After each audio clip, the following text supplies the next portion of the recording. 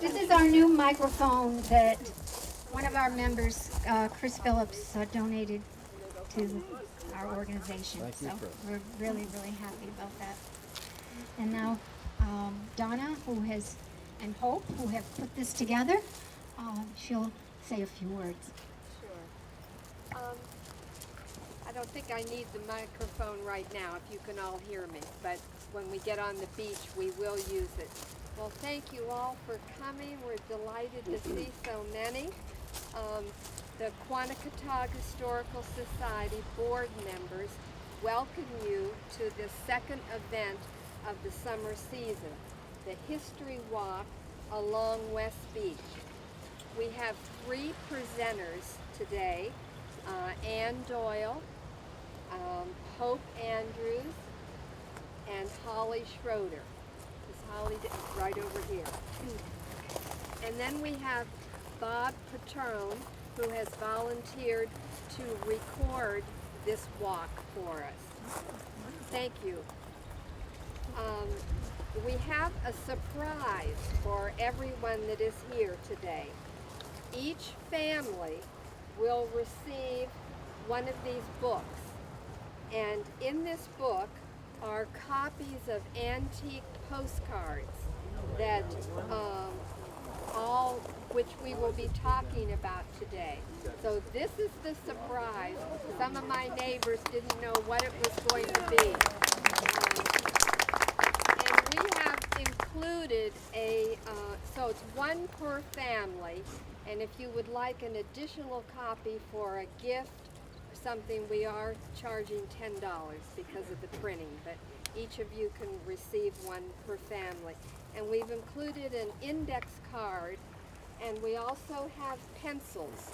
So if you want to take notes, this will be, instead of writing on the actual book, you can do your note taking right here.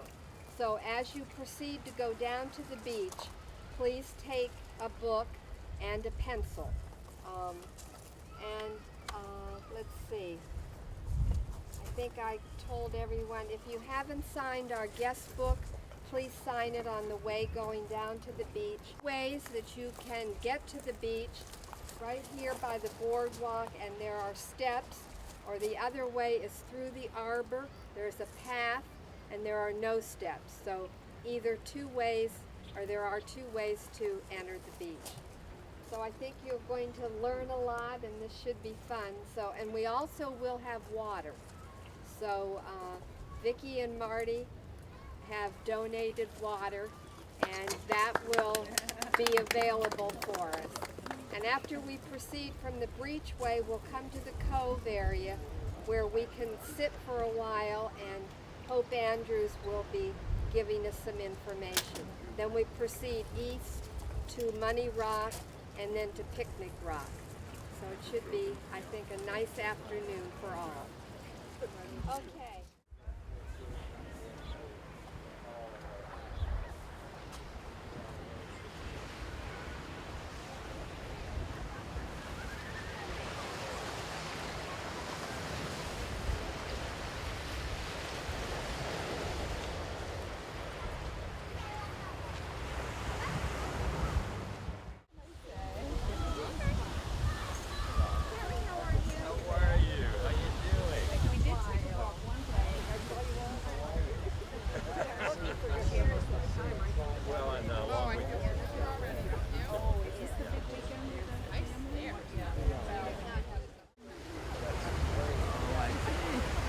Going, come on.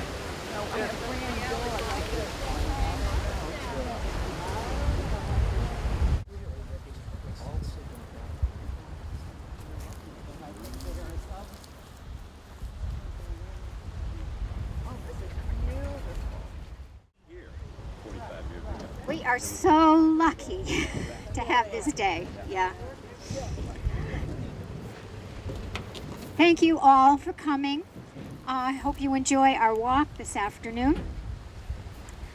I think I would like to start by explaining about the formation of the salt ponds and the breachway, just to give you some basics. Maybe some of you have already heard my little spiel before, but we'll wait till that goes over.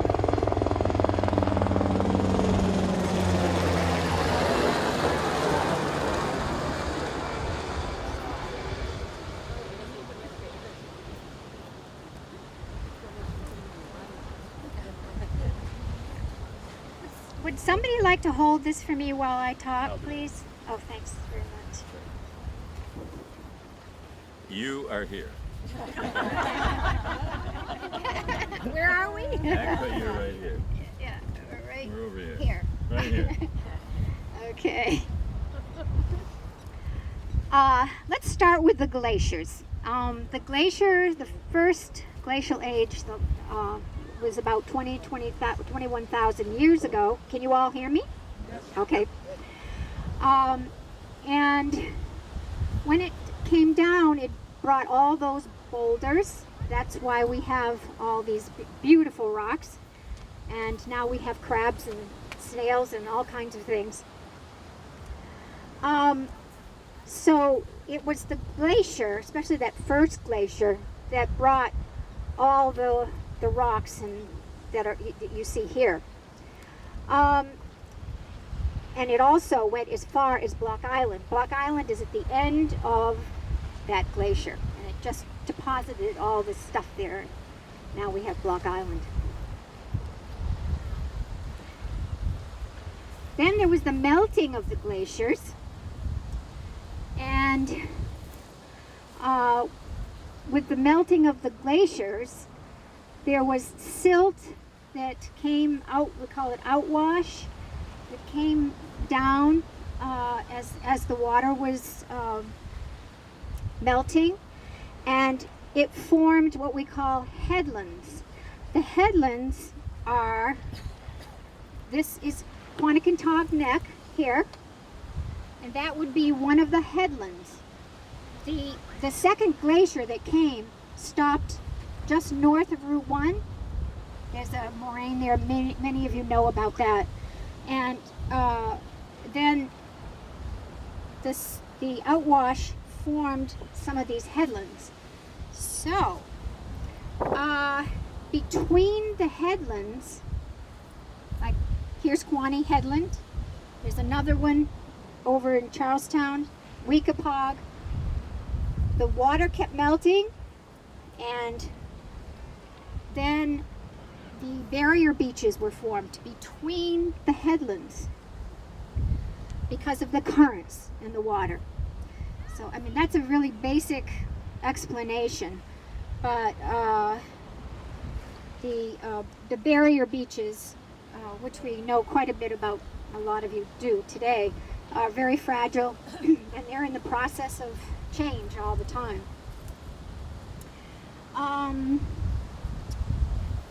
The breachways, with the formation of the barrier beaches, that's created the salt ponds. There was it allowed the salt ponds to exist. Okay. The breachways into the pond, I'm just talking about Quonnie Pond right now. Some of them were natural breaches. Some of them were breaches because of storms.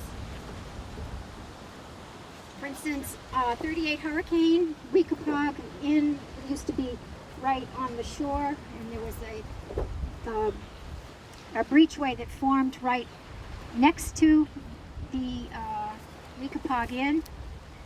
And other breachways were man-made.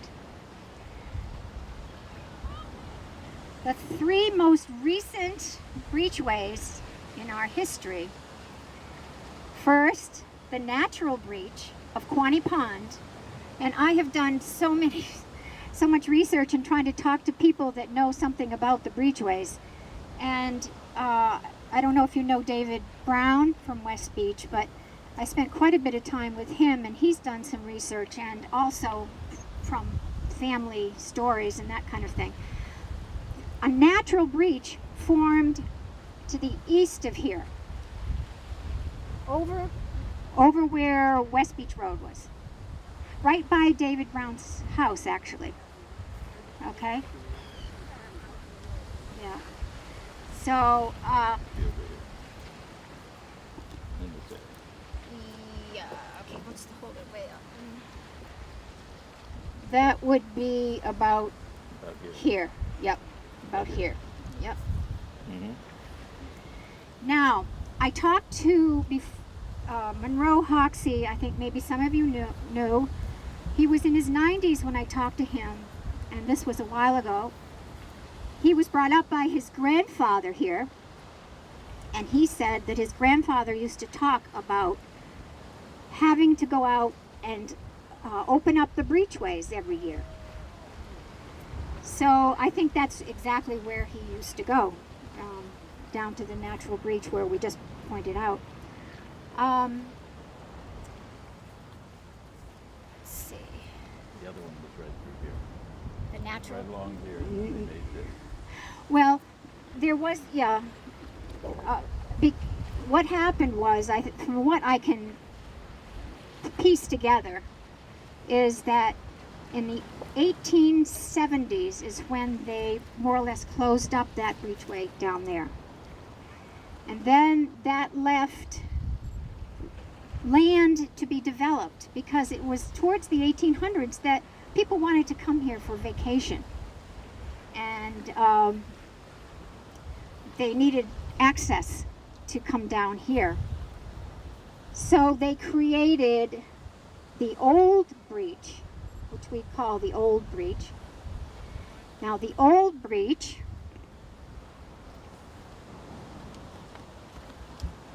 maybe we can switch here. Sure.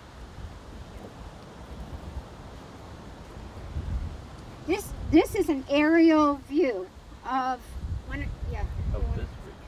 of this breach. This is the new breach. This is an aerial view after 1960 when the new breach was put in.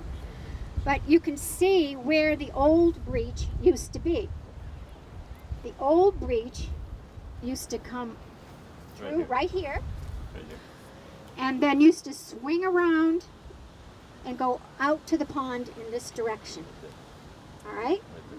Yeah. If you, yeah. Out behind those trees. That's right, out behind the trees. Yep. That's a good view. Yeah.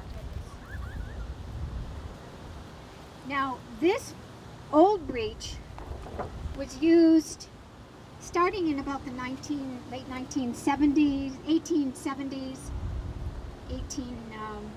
1880s. And at that time, of course, they had a lot of shipwrecks out here. And they thought this would be the ideal place to put a life-saving station. And that's exactly what they did. The life-saving station was just where those motor homes are right now.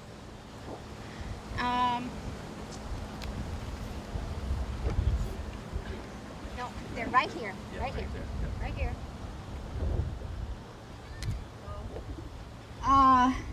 This was the life-saving station. And the life-saving station faced the breachway, faced the other way. That's where the lifeboats went out. They went out into the breachway, came around, and went out this way if they wanted to do any of the rescues. Okay? It is accessible by kayak if you ever want to take a little kayak trip. You go around and come in the other way, this way. Over here. Yeah. Okay.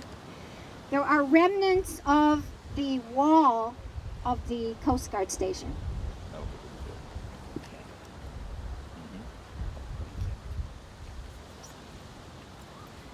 Oh, Do you see this is the wall right here? This is the breachway at low tide, right here. the crew used to come out this way, put their boats in the water, and come around and out.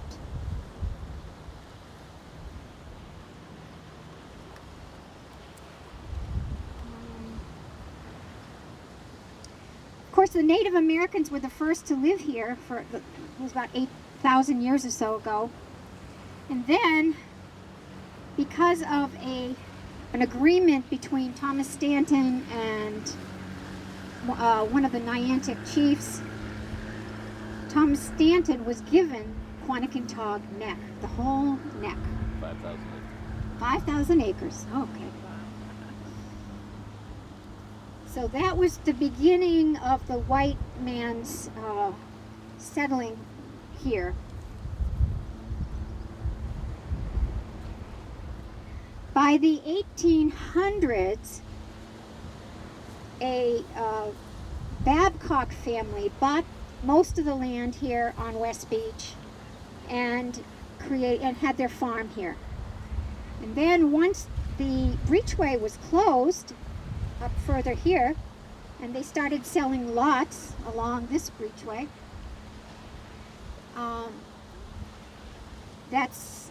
they gradually increased the number of people that were here in the summertime.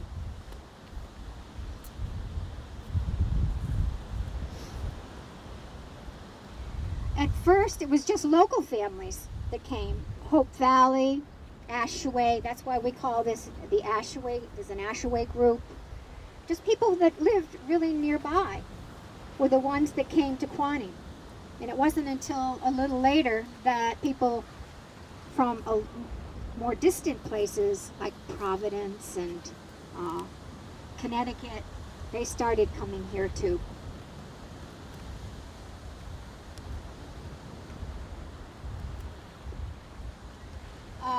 The first picture I think you have in your book, not that you know, if you don't want to follow with the book right now, that's okay, but it's of the King Cottage. The King Cottage was located right at the turn of the old breach. It would have been in the breachway as it exists now. So that just gives you some perspective of Yes, sir. okay. It would be like right there.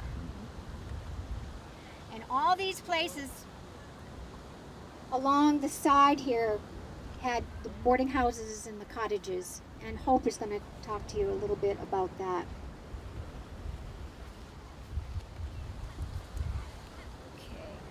Just a little more about the Coast Guard station. I'll take those.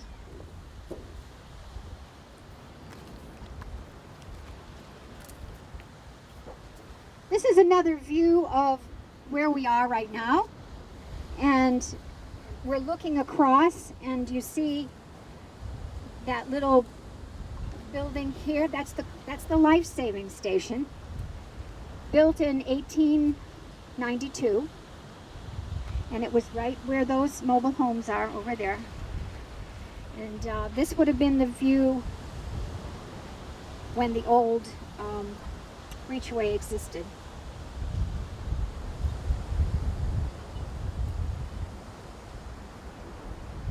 Do any of you remember crossing the old breach?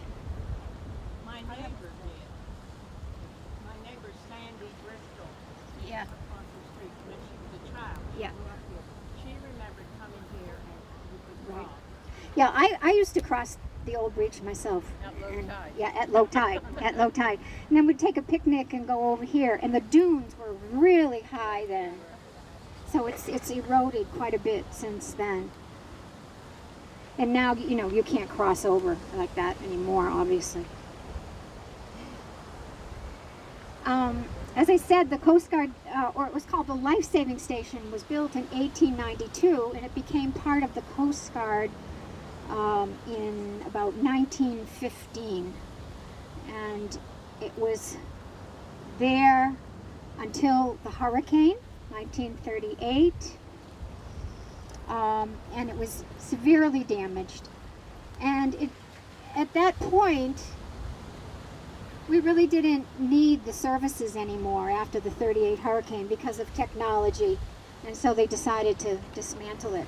And that's why it is no longer there anymore. What?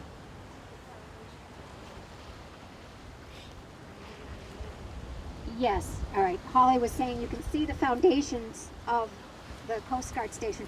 I have only seen one of the foundations for an outbuilding that's over there. It's like a brick, and I assume that it's still there, but that's the only remnant of the foundation that I know of. In your book, there's also pictures of the crew, the drills. They used to have drills here every Thursday, and all the ladies used to love to come down and watch the men do their thing. And I guess maybe Hope, were you in on that at all or not? I wasn't a lady. I was about Oh, wait, yeah. Okay, well you liked it anyway. always a lady. Hope. I'm always a lady. So far, do you have any questions about anything that I've just mentioned at all? Yes? You said one of the grandfather or somebody would open up the breachway every. Mm-hmm. And what was involved to do that? Shovels. One man could do it? They had several men down here doing that every year to open it up. Yep. Okay. Anything else? Yep.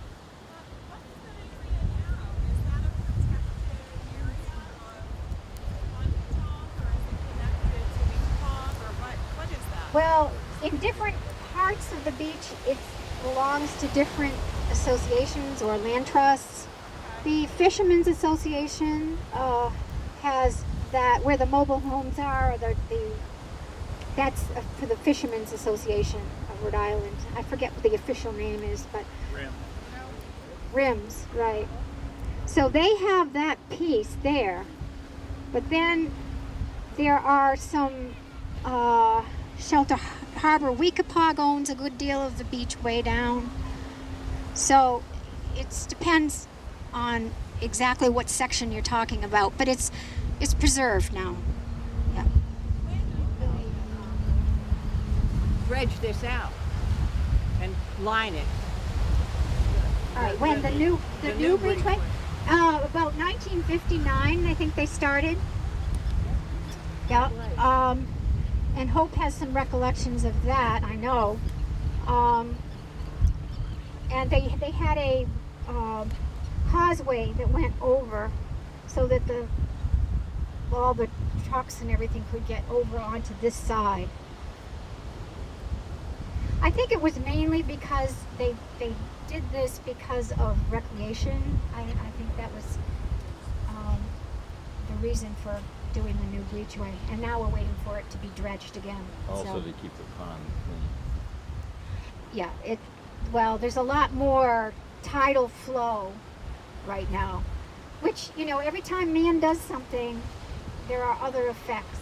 And so what happened was the pond became more saline, and the oysters, we used to have oysters and all kinds of blue crabs, though there are still a few blue crabs, I guess, but the oysters needed less saline situation to start their life. And so see how that affected the habitat of the pond. Any other questions right now? Okay, Hope has a few things to say about life at the old breach, and I have some photos to show you there as well.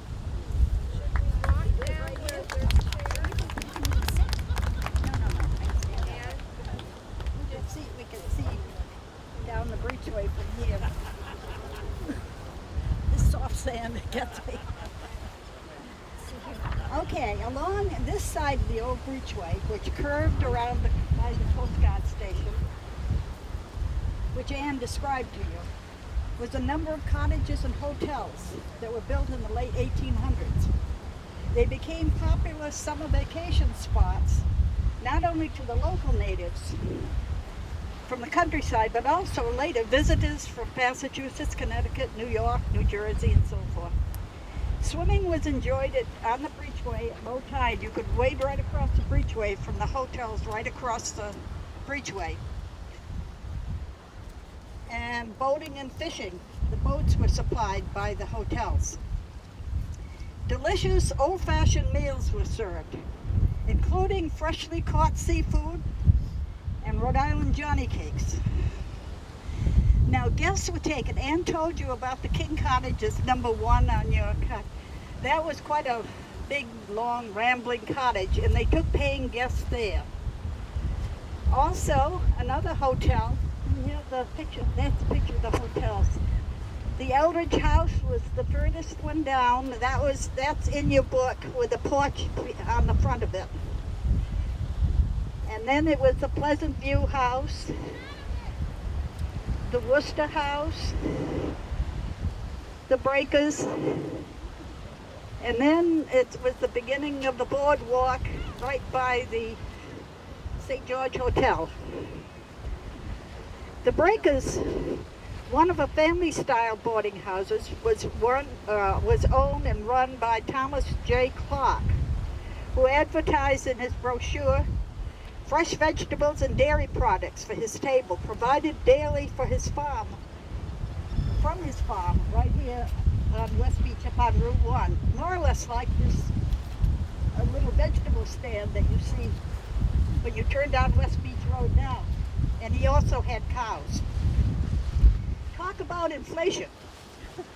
The price for renting a cottage in 1879 from an old Hope Valley newspaper, and I'm a Hope Valley girl from way back, generations, from 1879 was $1.25 a day from George Hoxie's hotel. The same date, the Niantic House, 1879, was advertised as strictly temperance principles. $7 a week, and dinners for transients 50 cents. In 1925, however, the rates of the Breakers had gone up and was $18 to $25, priced as to the location of the rooms, whether you've got a front room on the ocean or a room in the rear facing the bowling alleys. Breakfast 75 cents and the dinner was $1. Entertainment was featured by Mr. Eldridge on his wide veranda on his Eldridge house, and that's the picture in your book, with a hotel with a big porch on the front. He had a 3-piece orchestra for dancing, and both he and the Wilsons had stores and bowling alleys. The Wilsons also had a livery stable and later turned into a garage. I remember running down to the breachway when I arrived at my grandfather Lewis's cottage, which I'll tell you about in a minute, as a small girl, to see if my Aunt Grace and Uncle Clarence Arnold were rocking on the broad front porch of Blakely's Worcester House, their favorite summer retreat when they came out from Providence. And we would watch, and I was a little girl then, the frequent drills put on by the Coast Guard. They always attracted the ladies on the boardwalk. My maternal grandfather, Herbert E. Lewis, built one of the first cottages here on the breachway, and he named it the Louisiana. In fact, from news clipping in 1892, I read that he had friends down to help christen his new cottage, and they were given a tour of the Coast Guard station by the courtesy of Captain Thomas Saunders, right across the breachway.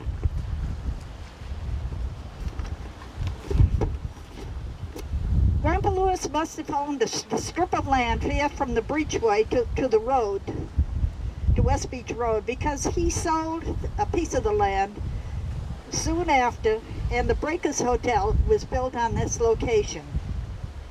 Behind the breakers, Grandpa built a good-sized building for a general store, and that's the big building you see when you turn to go to Donna's house that says Mother Brindley on it. They tore the old store down, and they built the high-rise apartment there. This general store had a one-story extension in the back for the family we all stayed in. And behind that was what we called the Bond Cottage, which he rented to one of the Coast Guardsmen in his family. When Grandpa discontinued his general store in the early 1900s, he rented this store to Mother Brindley, who became a legend in Quonnie, a little Cockney lady that sold ice cream and peddled ice cream in Hope Valley. And there's also a story of the Quonnie post office down here on the Breachway. And both of those stories, you can find them in our West Beach Recollections DVD, if you're interested in them.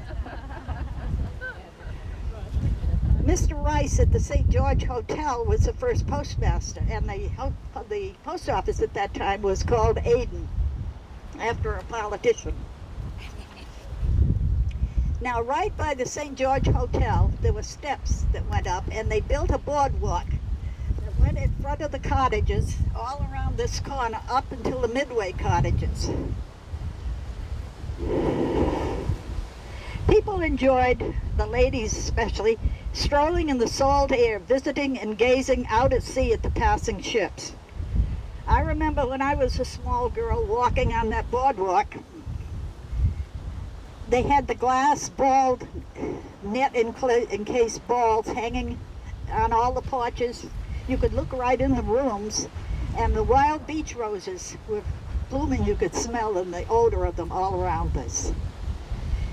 All this disappeared in the 38 hurricane, and all of the cottages, except Grandpa Lewis's and a couple of others, washed away. We had a trolley ride. We used to have a trolley ride, and I always told this anecdote, this story at the end of it. I said, I remember going when I was about 5 years old, walking up on the boardwalk with Grandpa Lewis. He was a big man. He had a cane, and he walked with a limp because he had a wooden leg. When he was a young man, his half-broken horse ran away with him, and he had to have his leg amputated. But we stopped probably on the curve of the boardwalk by the St. George Hotel, and he told me to look out at sea. Going across toward Block Island, there was a 4 or 5 masted schooner, I don't remember which. But he told me, look at that, hope, and remember. Now, if he hadn't told me to remember, I probably would have forgotten it. But he said, remember, he said, because in a few years, ships like that will all be gone. And I told him on the trolley, little did I realize that 80-some years from then, this little old lady would be standing on the trolley or standing here talking to you and telling you this story, that not only the ship was gone, but all these cottages would be gone, the boardwalk, everything was disappeared in the 38 hurricane. So any questions? So I think we'll... Yeah, then we'll walk down to my stop the water around the cove. Okay, we'll all walk back towards Donna and Steve's home, and we will stop there, and if you want to sit for a moment, and we're going to just talk a little bit about that particular area. So let's go.